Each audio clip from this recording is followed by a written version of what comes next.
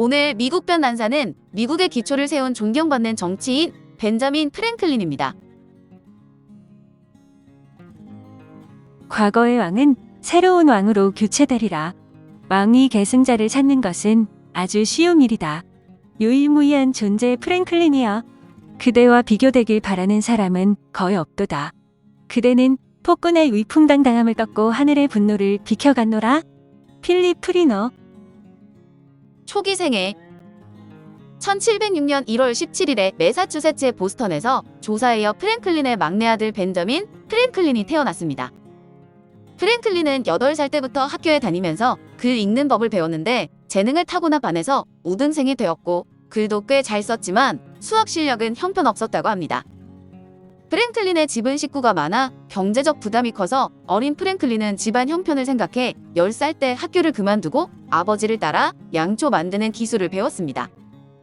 그러나 독서광이었던 프랭클린은 학교를 그만두고 나서도 책을 읽는데 용돈을 다 썼다고 합니다. 그러자 조사이어 프랭클린이 독서에 대한 아들의 갈증을 풀어주고자 형 제임스의 인쇄소에서 일해보라고 권했는데 당시 프랭클린은 고작 12살이었습니다. 1721년에 프랭클린의 형 제임스는 뉴잉글랜드 커런트라는 신문을 출간했는데 신문 인쇄가 끝나면 프랭클린이 구독 가정에 신문을 배달했습니다. 16살 때 프랭클린은 사일런스 두굿이라는 필명으로 신문에 14편을 투고했는데 사람들은 그의 글을 좋아했고 이때부터 프랭클린은 독특한 자신만의 산문 스타일을 형성했습니다. 그러나 형과 의견이 맞지 않아 프랭클린은 17살이던 1723년 10월에 필라델피아로 건너가서 인쇄소 조수로 일하는데 그러던 어느 날 프랭클린에게 기회가 찾아왔습니다. 그가 가족에게 보낸 편지를 우연히 펜실베이니아 총독 윌리엄 키스 경이 읽게 되었는데 그의 문체에 반한 총독이 인쇄소 창업을 권유하며 재정 지원을 약속한 것입니다. 이에 프랭클린은 몹시 흥분해서 필요한 기자재를 사러 멀리 런던으로 떠났지만 총독이 나중에 약속을 깨뜨리는 바람에 프랭클린은 런던에서 발이 묶여버렸습니다. 그는 그곳에서 아르바이트로 근근히 버티다가 2년 후인 1726년에야 비로소 필라델피아로 돌아올 수 있었다고 합니다. 그 후 프랭클린은 직접 인쇄소를 차려 필라델피아 최초의 신문 펜실베이니아 가제트를 발행하며 사업가의 길을 걸었습니다. 그 과정에 여러 가지 어려움이 있었지만 그는 그 모든 것을 극복하고 진정한 경영자가 되었는데 사업이 날로 번창할 때 프랭클린은 가난한 리처드의 달력을 출판했습니다. 당시 다른 역서와 마찬가지로 이 책에도 달력, 휴일, 장날, 식단, 일기예보 등이 기록되었는데 차이가 있다면 공백에 프랭클린이 직접 고른 성어, 우원 등을 써 넣었다는 점입니다.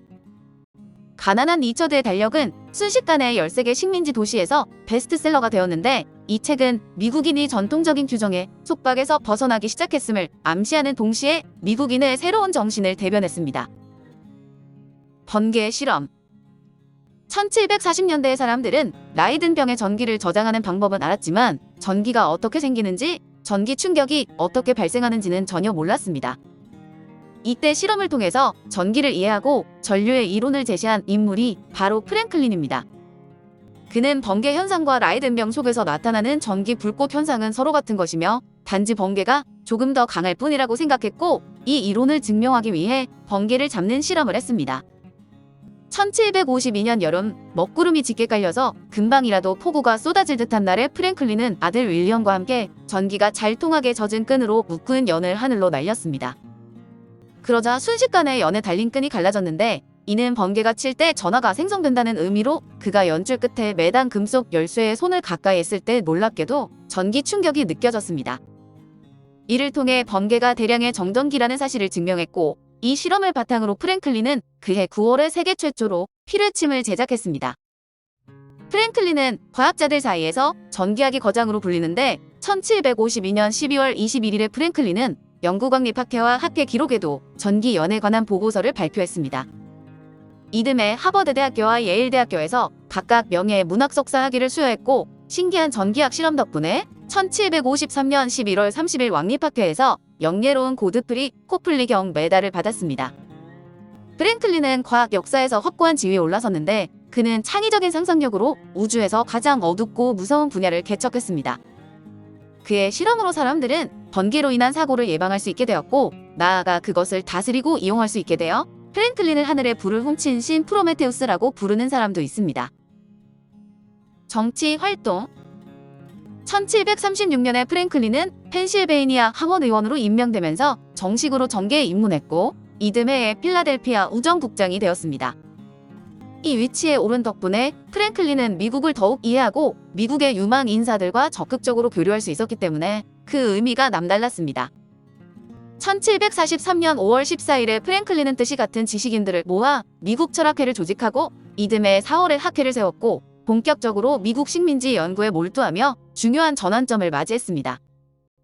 1751년 5월에 북부 식민지의 최신 장관 대리가 사망하여 프랭클린이 전체 식민지의 최신 장관 대리가 되었습니다. 우편 제도를 개혁하는 데 앞장선 그는 현지 상황을 정확히 파악하기 위해 각지를 돌아다니는 노력 덕분에 북아메리카의 우정 사업은 적자에서 흑자로 돌아섰고 유례없는 번영을 누렸습니다. 이 시기에 변경 지역에서 일어난 충돌과 인디언과의 분쟁 등 문제를 겪으면서 프랭클린은 차츰 정치적으로 성숙해졌으나 돌발적인 사건이 일어나 그의 정치적 입지가 크게 흔들렸습니다. 55세 프랭클린이 정계 은퇴를 앞둔 1769년에 펜실베이니아 입법기관이 그를 런던으로 보내 토지세와 관련한 분쟁을 해결하도록 지시했습니다. 그러나 펜실베이니아의 토지를 소유한 펜 일가의 땅에 세금을 부과하는 과정에서 프랭클린은 원성을 산 결과 14년 동안 하원 의원 직무를 수행하고 돌아온 후에 생각지도 못한 낙선을 경험했습니다. 이렇게 의원직을 잃었지만 프랭클린은 주 의회의 임명으로 교섭을 위해 영국으로 파견되어 10년 동안 일했는데 이때 미국에서는 인지세법에 반대하는 투쟁이 막 시작되었습니다. 프랭클린의 아들 윌리엄 프랭클린이 당시 뉴저지 주지사였는데 많은 사람이 이를 이유로 프랭클린을 인지세법의 원흉으로 생각했습니다. 프랭클린은 인지세법과 미국의 이해관계를 깨달은 후 영국의 해당 조례를 철회할 것을 강력하게 요구했는데 1766년 2월 13일 영국 하원에서 인지세법을 철회해야 하는 이유를 설명했습니다. 그가 장장 4시간 동안 의원들에게서 쏟아진 174개 질문에 빠짐없이 잘 대답해내자 그 자리에 참석한 사람들의 박수갈채가 쏟아졌습니다. 몇 주 후 인지세법은 철회되었고 프랭클린은 미국인의 마음속의 영웅으로 떠올랐습니다. 독립전쟁의 지도자 1775년 5월 5일에 프랭클린이 오랜만에 필라델피아로 돌아왔는데 필라델피아는 2주 전부터 독립전쟁에 참여한 순간이었습니다. 당시 런던에서 프랭클린 체포 명령을 내렸지만 그는 거침없이 미국 독립전쟁의 거센 흐름에 뛰어들었습니다. 필라델피아로 돌아온 다음 날 프랭클린은 펜실베이니아의 대륙회의 대표 자격으로 제2차 대륙회의에 참석했는데 그곳에서 프랭클린은 가장 확고하고 대담하면서도 과묵한 대표였습니다. 당시에 이 회의에 함께 참석한 제퍼슨은 프랭클린에 대해 이렇게 말했습니다. 혁명 전에는 워싱턴 장군과 버지니아 회의를 진행했고 혁명 기간에는 프랭클린 박사와 함께 대륙 회의에 참석했다. 그들은 한 번도 혼자서 10분 이상 말하거나 논지의 핵심을 벗어난 적이 없었다. 프랭클린은 대륙회의에서 영국 국왕에게 보내는 청원서 작성, 식민지에서 채취하는 화약 재료 초석의 생산 방식 개혁, 독립군 사령관 선언의 초안 작성, 집회 인쇄 계획 등 다양한 업무를 했습니다. 5월 29일 프랭클린은 위원회를 열어 완전히 새로운 우정 시스템을 구축했고 이후 펜실베이니아와 버지니아에 거주하는 인디언 관련 업무 처리의 책임자로 임명되었습니다. 그는 이어서 우정장관이 되었는데 프랭클린의 활약은 훗날 미국이 완전한 우정 시스템을 마련하는 데 중요한 기반이 되었습니다.